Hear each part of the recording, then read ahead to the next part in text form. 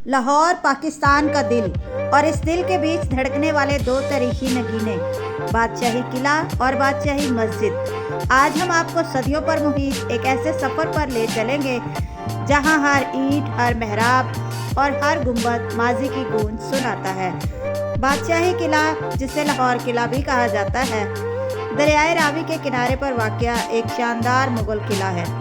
अगर आप इसके अजीमोशान दरवाजे से अंदर दाखिल हों तो ऐसा महसूस होता है जैसे आप वक्त की सवारी पर सवार होकर 16वीं सदी में पहुंच गए हों। ये किला मुगल बादशाह अकबर आज़म के दौर में 1566 में तामीर हुआ। उस वक्त ये ना सिर्फ एक फौजी किला था बल्कि बादशाह का शाही महल भी था।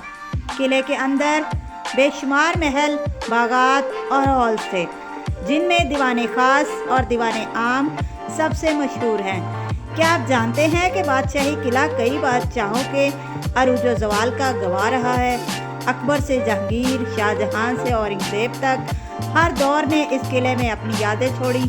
औरंगज़ेब आलमगीर ने किले को मज़ीद वसी किया और इसके साथ ही एक और शाहकार तमीर किया, बादशाही मस्जिद। दुनिया की सबसे बड़ी मसाजिद में से एक 1663 में तामीर हुई। इस मस्जिद को औरंगज़ेब आलमगीर ने अपनी ताकत और अकीदत की अलामत के तौर पर बनाया। सुर्ख पत्थर और सफ़ेद संगे मरमर से मुज़य्यन ये मस्जिद मुग़ल फ़न तामीर का एक ऐसा नमूना है जो आज भी देखने वालों को हैरान कर देता है। इसकी 3 अज़ीमोशान गुंबद, 4 बुलंद मीनार और वसी सहन सब कुछ इसकी शान और शौकत का पता देते हैं। ये मस्जिद एक वक्त में तकरीबन 1 लाख नमाजियों को जगह फराहम कर सकती है। वक्त के साथ बादशाही मस्जिद और किला ने कई नशेब व फराज देखे।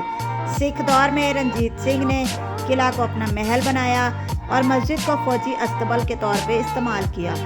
बरतानवी दौर में मस्जिद को दोबारा इबादत के लिए बहाल किया गया, लेकिन किले का ज़्यादातर हिस्सा फौजी छावनी के तौर पे इस्तेमाल होता रहा।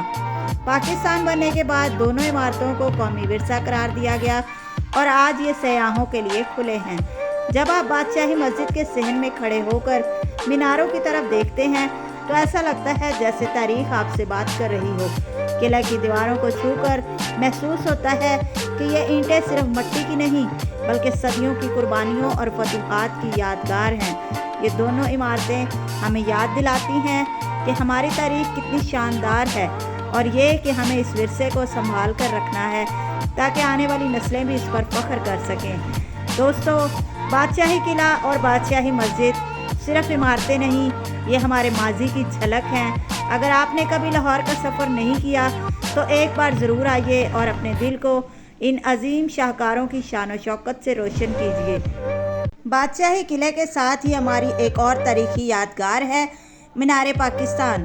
लाहौर के इकबाल पार्क में वाक़या एक अजीम यादगार है जो बरसगीर के मुसलमानों की आज़ादी की अलामत समझी जाती है। ये वो जगह है जहाँ 23 मार्च 1940 को करारदाद लाहौर पेश की गई, जिसने पाकिस्तान के क़याम की बुनियाद रखी। इसके अलावा बादशाही किले के अंदर बादशाही मस्जिद के बिल्कुल साथ मज़ार इकबाल वाक़या है। बादशाही मस्जिद के बिल्कुल सामने और शाही किले के करीब है। यहाँ अल्लामा मोहम्मद इकबाल, शायर मशरिक़ और पाकिस्तान के फ़िक्री ममार आराम फरमा हैं। मज़ार का डिज़ाइन सादा मगर पुरवकार है। लोग हाज़री के लिए आते हैं। मज़ार के अंदर ख़ताती में इकबाल के अशार कुनिंदा हैं जो उनके ख्वाब पाकिस्तान और फ़लसफ़ा खुदी की याद दिलाते हैं। ये जगह हमें अपनी तारीख़ और कौमी रहनुमाओं की कुर्बानियों की कदर करना सिखाती है। इसके अलावा यहाँ पर एक भूत बंगला भी है जिसे सांप घर कहा जाता है। इसकी 100 रुपये टिकट है। बच्चे इसके अंदर जाकर बहुत इंजॉय करते हैं। किले में एंटर होने की टिकट भी 100 रुपये है। इसके अलावा बादशाही मस्जिद में जब आप एंटर होते हैं तो वहाँ पे अपने जूते रखवाने के लिए जो जूते के टिकट होती है वो 50 रुपये है। कुछ लोगों ने अपने जूते अपने हाथों में उठाए होते हैं। तो माय डियर स्टूडेंट, उम्मीद है वीडियो आपको पसंद आई होगी, तो वीडियो को लाइक कर दीजिए। और अगर आप लाहौर के साइंस म्यूज़ियम की सैर करना चाहते हैं तो उसके लिए चैनल को सब्सक्राइब कर दीजिए, क्योंकि मैं बहुत जल्द मिलते हैं नेक्स्ट वीडियो में। तब तक के लिए अल्लाह हाफिज़।